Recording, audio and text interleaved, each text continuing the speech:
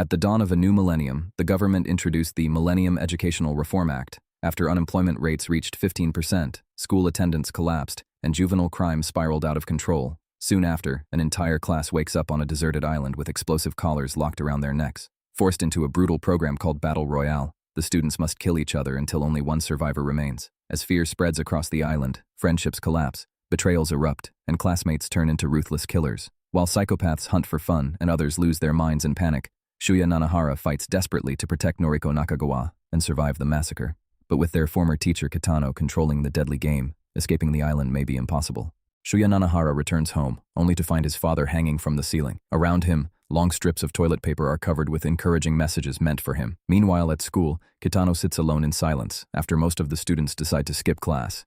As he steps outside the room, a student suddenly rushes him and stabs his thigh. Without hesitation, Nakagawa quickly grabs the knife and hides it behind her after the boy drops it. Later, during a school field trip, everyone on the bus is excited, completely unaware of the soldiers lining the roads outside, except for their teacher. Soon after, Nakagawa offers Shuya a piece of cake, and moments later they takes a group photo. But Yoshitoki Kuninobu's head never appears in the picture. Before long, the bus enters a tunnel. Shuya suddenly wakes up in confusion, noticing all of his classmates unconscious around him. Then, a woman wearing a gas mask approaches. Without warning, she strikes him, knocking him out once again. When they finally wake up, Shuya notices a metal collar locked around his neck.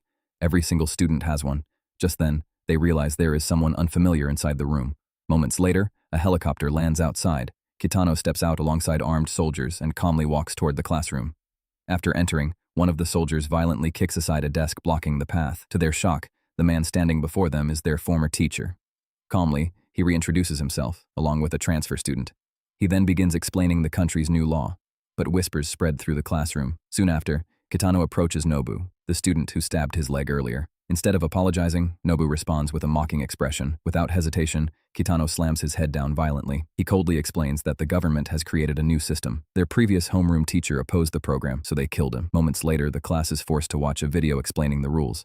They have been placed on an abandoned island and ordered to kill each other until only one survivor remains. But in the middle of the video, Kitano suddenly becomes enraged after hearing more whispering. Without warning, he kills her. Shortly after, he calmly apologizes for the interruption. Panic instantly spreads through the room as students rush toward the exit, but the soldiers immediately aim their weapons. During the chaos, Nakagawa is accidentally shot in the arm. Nobu charges forward to attack, but Kitano stabbing his thigh as well. Once the class finally calms down, the video resumes. The collars around their necks will explode if they enter forbidden zones, or break the rules. Right then, Nobu loses control again and attacks Motobuchi for warning him to stop. The soldiers quickly restrain him while Kitano silently activates his collar. Panic fills Nobu's face as he desperately begs his classmates for help, but everyone backs away from him. Then suddenly the collar explodes, instantly tearing his neck apart. Shuya stands frozen in disbelief as his friend dies before his eyes. Then he notices the earlier photo from the bus and rage begins building inside him. Furious, he tries to attack Kitano, but his classmates hold him back. Afterward, Kitano answers Motobuchi's question without emotion. At that moment, soldiers enter the classroom carrying large bags, and then, the students are called one by one. Inside each bag are supplies and weapons, but not everyone receives something useful. After his turn, Shuya quickly avoids the main road and checks his bag. Just then, Tendo starts walking toward him. A crossbow bolt pierced through her neck. Akamatsu fired the shot from above. Shuya immediately throws a flashlight toward him before escaping with Nakagawa, who has just arrived. Soon after, Nida appears and picks his crossbow, while Akamatsu frantically searches for it. Panic takes over Akamatsu as he rushes toward him, but Nida reflexively pulls the trigger and kills him on the spot. Meanwhile, inside a cave, Shuya carefully checks Nakagawa's injured arm. Then they inspect their equipment, only to discover their weapons are nothing more than a pot lid and a pair of binoculars. Shuya suggests teaming up with some of their classmates, but Nakagawa refuses, revealing that she was constantly bullied by them. Meanwhile, inside the monitor room, Kitano lies back while eating a cake made by Nakagawa. A soldier comes to report Kiriyama's situation and tries to take a piece, but Kitano immediately stops him. Elsewhere, Kiriyama is surrounded by several students. Soon, they snatch his bag away and mock him after discovering his weapon is only a paper fan. One of them points a gun directly at his head, but in an instant, Kiriyama redirects the weapon and fires at the others instead, killing every single one of them. Afterward, he calmly collects all of their weapons, though he casually throws away the nunchucks. In the distance, Yamamoto and Ogawa walk along the edge of a cliff before turning around after hearing gunshots nearby. Once they arrive, Sakura admits she does not want to continue anymore. She throws her bag off the cliff and tries convincing her boyfriend. Without hesitation, the two jump together into the cliff. Inside a small cabin, Megumi quietly looks through photos of her crush. Soon after, she hears the door creak open. Instantly, she turns off her flashlight and pulls out her stun gun. Moments later, Mitsuko casually greets her. She shines a flashlight onto her own face, allowing Megumi to recognize her. She then picks up Mimura's collection of photos, causing Megumi to blush in embarrassment, and reaches for her stun gun, but Mitsuko still does not suspect anything. Suddenly, Mitsuko lunges for her hand, forcing her to run. The two begin chasing each other. Finally, Mitsuko catches her and presses a sickle against her neck. She coldly explains that she refuses to end up like the others outside. Then she slices Megumi's throat. The next morning, Kitano announces the names of all the students who died during the night. Hearing Megumi's name, Nakagawa becomes heartbroken, remembering that they used to be close friends. Soon after, Shuya and Nakagawa spread out the map and mark the dangerous zones they must avoid. Shuya quickly urges her to leave after realizing their current location is about to become forbidden territory, but in the middle of their journey, Oki suddenly ambushes him with an axe. Shuya desperately blocks the attacks using his pot-lid shield until both of them lose balance and tumble down the slope together, but the axe drives straight into Oki's head. Shocked to see Oki dead before his eyes, Shuya panics and desperately tells Nakagawa. Just then, Motobuchi suddenly opens fire on them while mumbling mathematical formula until Kawada fires back. Even then, Motobuchi stubbornly keeps advancing, forcing Kawada to kill him. Afterward, Kawada takes the weapons belonging to Motobuchi and Oki. Moments later, they hear Kusaka and Yukiko calling out from the distance and quickly move toward an open area. From afar, the two can be seen waving their arms while speaking through a microphone. Shuya wants to go meet them, but Kawada stops him and offers him a weapon instead. Shuya stubbornly refuses to carry one, so Kawada fires a shot into the air to scare the pair away. Nearby, Mitsuko hears the gunfire and immediately turns away from the area. Shuya desperately tells Kusaka and Yukiko to run, but moments later, Kiriyama suddenly opens fire from behind them. Kusaka somehow survives the first shots, so Kiriyama calmly presses the microphone to her mouth before killing her. Hearing the gunfire, Kawada urges Shuya and Nakagawa to leave immediately, but Shuya refuses. Before departing, Kawada gives them both a few final words of advice. Hours later, the school is now heavily guarded by soldiers as Kitano announces the latest deaths and the next forbidden zones. Meanwhile, Mitsuko returns to the cabin. Shortly after she enters, Hirono suddenly points a gun at her from behind and takes away her weapon. She accuses her of killing Megumi. Then she hurls the sickle into the wooden pillar right beside Mitsuko's head. It turns out Hirono has always been jealous of her for dating the boy she liked. Mitsuko slowly sits down crying and apologizing, but all of a sudden, she attacks Hirono's hand with the stun gun. Instantly, she rushes for the handgun lying on the floor and points it back at her. Desperate, Hirono throws her bag, tries to escape, but she shoots her dead before she can get away. Meanwhile, outside, Shuya realizes Nakagawa is developing a fever from her wound, so he carries her to a nearby house. But accidentally, they trigger an alarm. Kawada immediately steps outside and points his gun at them. Inside the house are shelves filled with medicine. Kawada carefully treats Nakagawa's injured arm and checks her condition before calmly heading off to cook something for them. Elsewhere, Shigemura arrives at an abandoned building and finds Mimura alongside two classmates struggling to move a heavy generator. Seeing it about to fall, he immediately rushes over to help them lift it. It turns out Mimura needs the generator to power his computer. He then shows Mimura a tracking device while answering his questions.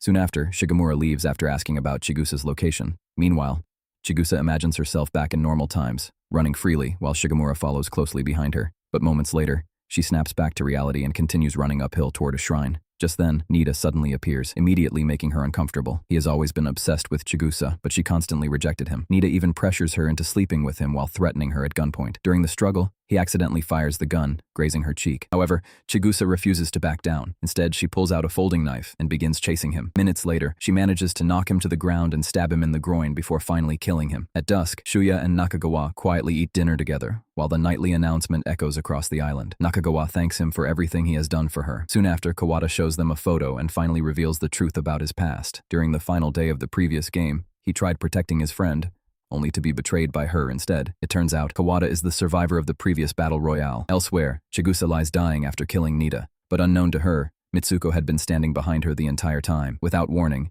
Mitsuko suddenly opens fire. Somehow, Chigusa still manages to escape despite her injuries. Just then, Shigemura finally appears. At first, Chigusa thinks she is hallucinating again, but this time it is really him. He quickly warns her that Mitsuko was the one who shot her. Shigemura gently helps her sit down. Chigusa slowly rests her head against his shoulder. Moments later, she dies in his arms. Kawada finally decides to help the two of them, but realizes he does not even know their names. So, they introduce themselves to him. After that, Kawada hands Shuya a gun, along with extra ammunition, but suddenly, gunshots echo from outside. Instantly, they shut off every light and carefully peek through the window. Outside, Kiriyama is chasing Oda, who desperately pedals away on a bicycle. Eventually, Kiriyama shoots him down, but then, Oda suddenly rises back to his feet laughing.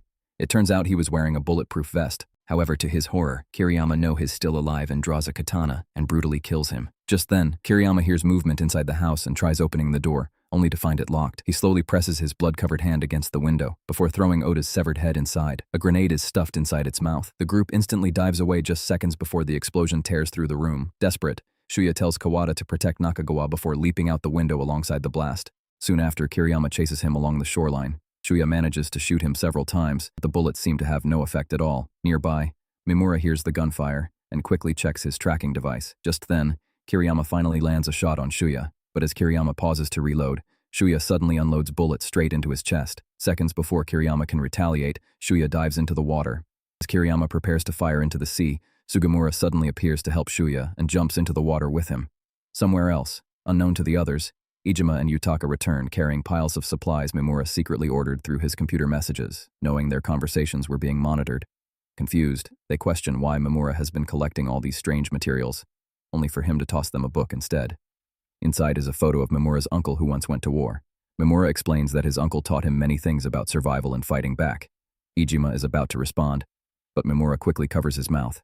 Then Mimura takes pin grenade while covering the collar around his neck. Calmly, he tells them he plans to fight the system if they are willing to join him. The next day, Shuya wakes up and finds Utsumi sitting beside him. She explains that Sugimura was the one who brought him there. Soon after, she reveals the names of the students who recently died. Shuya feels relieved after hearing that Kawada and Nakagawa are still alive. Moments later, Utsumi asks him about Oki, wanting confirmation because Yuko witnessed what happened. He explained it was an accident. Shuya immediately tries getting up to search for Kawada and Nakagawa, but Utsumi stops him, explaining that Haruka and Chisato are currently preparing food downstairs. Meanwhile, inside the kitchen, Yuko keeps replaying the incident with Oki over and over in her mind while tightly holding a bottle of poison. Just then, Utsumi enters and informs that Shuya has regained consciousness. Startled, Yuko quickly hides the poison in her hand. Utsumi reassures her that Oki's death was only an accident. Then Yuko suggests bringing food to Shuya and quietly begins preparing a meal for him. But secretly, she pours poison into the food. Not long after, Yuka suddenly arrives, grabs the meal, and casually starts eating it herself. Then suddenly, blood pours from Yuka's mouth. Seconds later, she collapses and died. Yuko can only stare in absolute terror. Right then, Satomi panics, grabs a gun from the table, and begins threatening everyone in the room. Instantly, the girls start accusing one another. Then Chisato suddenly reaches for another weapon on the table, causing Satomi to shoot her. Soon after, they began firing at each other, and eventually every single one of them ends up dead. And until the very end, none of them ever realized that Yuko was the true culprit behind it all. Hearing the gunfire from outside,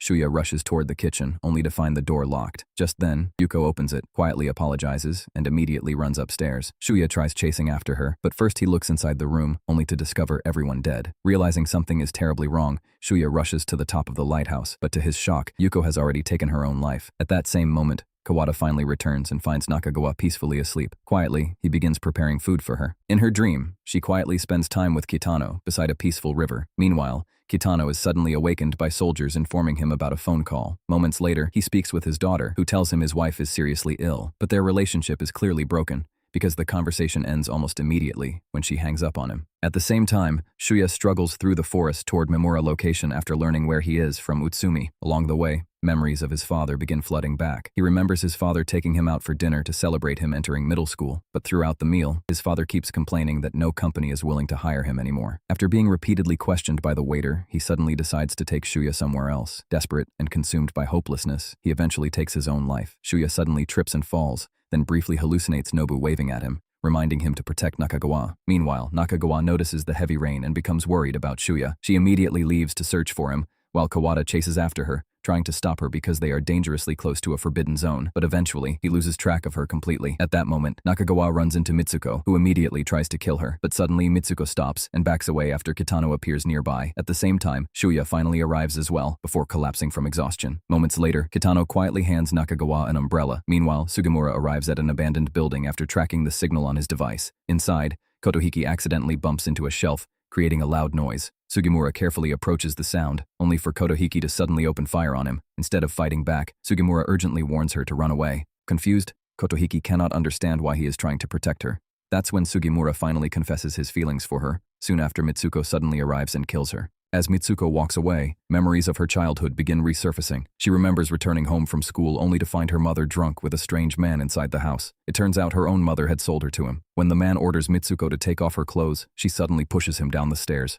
killing him. Back in the present, Mitsuko prepares to leave, but suddenly, Kiriyama opens fire from above. After checking her body and taking her weapons, he begins walking away. But then, Mitsuko suddenly opens her eyes and attacks him one last time. However, Kiriyama is wearing a bulletproof vest. Without hesitation, he kicks her away and finally kills Mitsuko. At dusk, after the nightly announcement ends, Shuya and the others decide to head toward Mimura's location. Meanwhile, Mimura remains focused on his computer, constantly remembering the happier days when they all used to play basketball together. At the same time, Iijima and Yutaka work on mixing chemicals while studying formulas and assembling a detonator. Moments later, Mimura finally completes the hack. It turns out he has successfully broken into the control room's system. He immediately begins flooding their network with endless spam attacks. Meanwhile, Kirono calmly walks over to shut off the power and orders the soldiers to reboot the entire system. Outside, while preparing explosives inside a car, Iijima suddenly feels like someone is watching them. Yutaka assumes it is Shuya and casually calls out to him. However, it is Kiriyama. Without hesitation, he opens fire on them. The two quickly take cover and return fire, but soon run out of ammunition. As Iijima tries to retreat, he is suddenly shot and dies moments later. Enraged, Mimura stops caring about his own survival and activates the explosives, causing the entire area to erupt into flames. Soon after, Shuya and the others arrive just in time to see Kiriyama walking out from the burning ruins. Kawada immediately goes after him, but the explosion has left Kiriyama blind.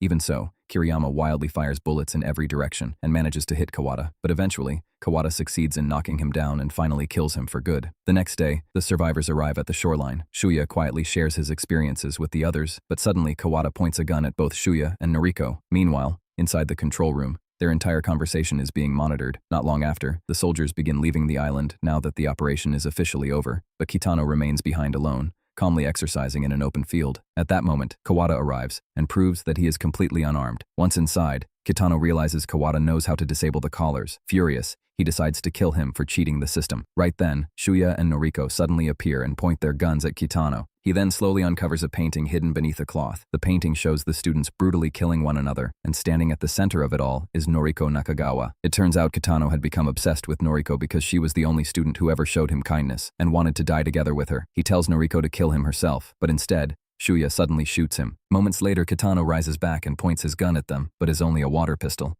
Soon after, the three of them remove their collars. But even then, Kitano rises one last time and answers a phone call. This time, however, he firmly scolds his daughter before smashing the phone apart. Then, with his final breath, he praises the cookies Noriko made before finally dying. In the distance, the island looks strangely peaceful and beautiful, but Noriko can no longer appreciate any of it. At that moment, Kawada tells Shuya to steer the boat while he steps outside for a cigarette. Relieved, he quietly says goodbye to the two of them. Then, the cigarette slips from his fingers. Moments later, Kawada dies. Later, back in the city, Shuya and Noriko are forced to hide their identities after the government labels both of them as wanted fugitives accused of murder.